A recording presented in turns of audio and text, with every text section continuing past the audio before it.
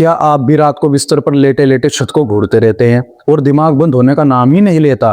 पूरा शरीर थका होता है, आंखें भारी होती है, लेकिन दिमाग दिमाग तो जैसे हाईवे पर 100 की रफ्तार से दौड़ रहा होता है।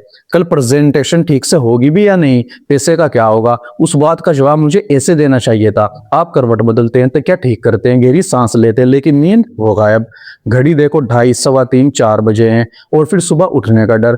क्या ये सीन आपको जाना पेशाना लगता है? अगर हाँ, तो आज का ये वीडियो आपके लिए ही है, क्योंकि आज मैं आपको एक बहुत ही simple science based mental trick बताने जा रहा हूं जो आपके दिमाग के स्विच को ऑफ करके उसे स्लीप मोड में डाल देगी। चलिए शुरू करते हैं। दोस्तों, अक्सर हमें लगता है कि नींद ना आने की वजह सिर्फ ओवर थिंकिंग है, लेकिन इसके पीछे असली वजह थोड़ी गहरी है।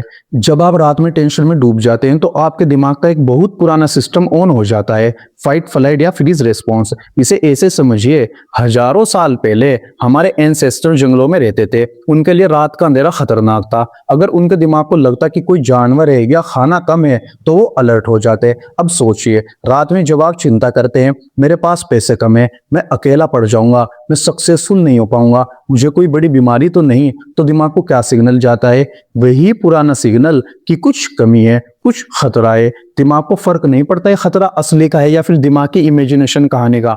वो तुरंत एड्रेनालिन और कोर्टिसोल नाम के केमिकल्स रिलीज कर देता है। दिल की धड़कन तेज, दिमाग अलर्ट, बॉडी एक्शन के लिए रेडी। और फिर क्या आप सो सकते हैं? बिल्कुल नहीं।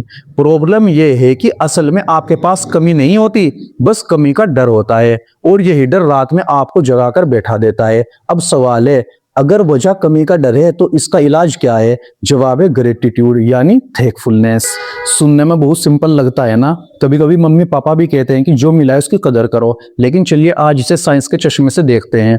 जब आप सोचते हैं कि मेरे पास क्या कमी है तो दिमाग स्केरी सिटी मोड में चला जाता है, लेकिन जब आप सोचते हैं कि मेरे पास क्या क्या अच्छा है तो दिमाग अबंडेंस यानी भरपूरी मोड में शिफ्ट हो जाता है। यह प्योर न्यूरोसाइंस है। जैसे ही आप ग्रेटफुल महसूस करते हैं, दिमाग का फियर सेंटर शांत हो जाता है, कोर्टिसोल कम हो जाता है, दिल की धड़कन धीमी पड़ जाती है, बॉडी को सिग्नल मिलता है सब ठीक है, मैं सेफ हूं, मुझे अभी कहीं भागना नहीं है। और जैसे ही बॉडी सेफ फील करती है, नींद अपने आप दस्तक देने लगती है। तो अब बारी है असली ट्रिक की। अगली बार जब आप रात को बिस्तर में करवट बदल रहे हो और दिमाग में तूफान मचाओ, तो जबरदस्ती सो जाओ का प्रेशर मत डालिए। प्रेशर डालने से उल्टा दिमाग और जाग जाता है। बस इतना कीजिए, आंखें बंद कीजिए और अपने दिमाग में एक लिस्ट बनाना शुरू कीजिए, छोटी छोटी चीजों की लिस्ट।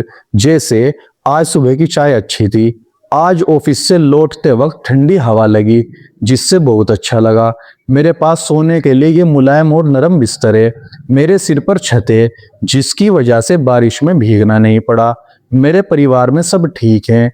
देखिए, ये चीजें आपको पॉजिटिव सोच वाली बातें लग रही होगी, लेकिन ये दिमाग को एक सिग्नल देती है कि सब ठीक है, मेरे पास बहुत कुछ है।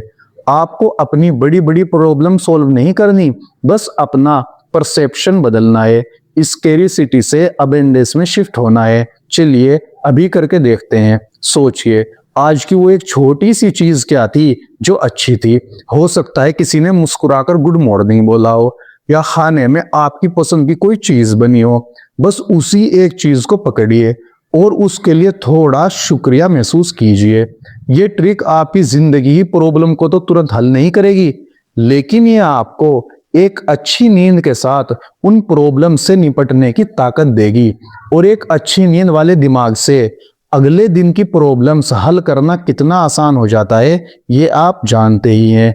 और एक बहुत इंपॉर्टेंट बात ध्यान से सुनिए दोस्तों, फिक्र करना पूरी तरह बुरा नहीं होता। थोड़ी फिक्र हमें बिल भरने, काम पूरा करने और जिम्मेदारी निभाने में भी मदद करती है।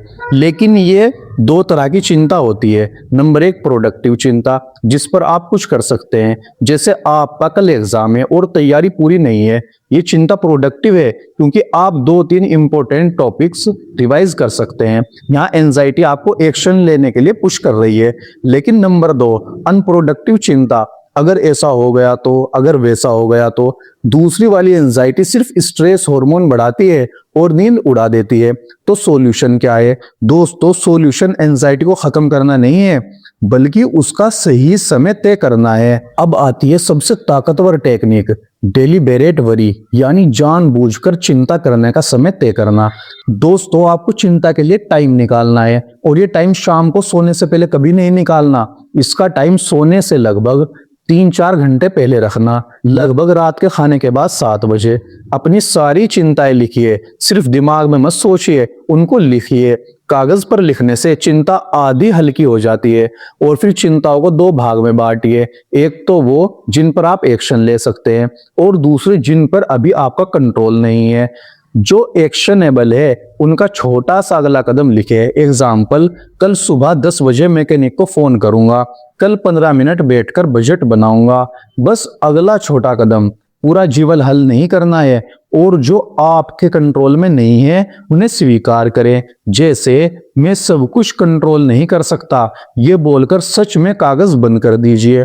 अब आपका दिमाग समझेगा, ठीक है, इसने ध्यान दे दिया है, अब रात में याद दिलाने की जरूरत नहीं है।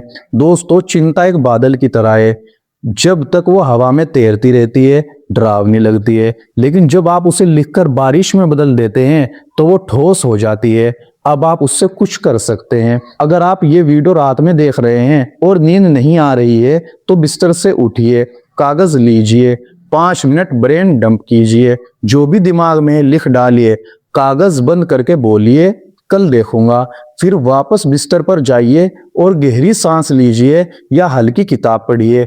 या फिर आज रात जब आप बिस्तर पर जाएं तो ये ट्रिक जरूर इस्तेमाल करना, और मुझे कमेंट में बताइएगा कि आपकी ग्रेटिट्यूड लिस्ट में सबसे पहली चीज क्या थी। अगर आपको ये वीडियो पसंद आया और आपको लगता है कि इससे किसी और की रात भी बेहतर हो सकती है, तो इस वीडियो को शेयर कीजिए उस दोस्त के साथ जो रात रात भर जागता है। और हाँ, चैनल को सब्सक्राइब करना मत भूलिएगा, क्योंकि हमें और भी ऐसी ही काम की बातें करनी है। धन्यवाद दोस्तों।